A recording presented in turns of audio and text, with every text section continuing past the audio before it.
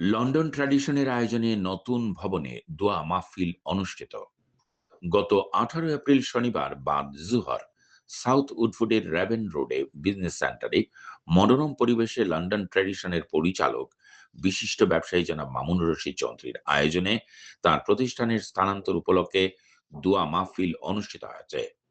সবাইকে শুভেচ্ছা জানিয়ে তিনি তার মহতি উদ্যোগের কথা বলেন ও তার প্রতিষ্ঠানের একটি অংশ থেকে 25 ভাগ দুস্থ মানুষের জন্য দান করবেন বলে জানান। এজন্যে ব্রিটেনের বাঙালি কমিউনিটির বিশিষ্ট জনেরা উপস্থিত থেকে দোয়া কামনা করেন ও ভূয়সী প্রশংসা করেন।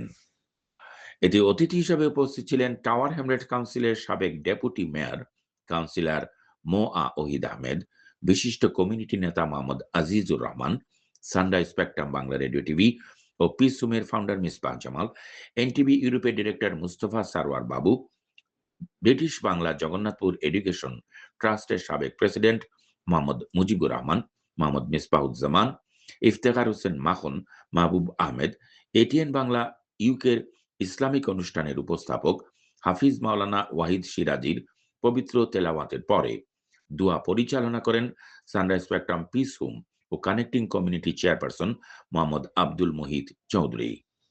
ছবিতে আগত অতিথি ও প্রতিষ্ঠানের বিভিন্ন কর্মকর্তাদের দেখা যাচ্ছে।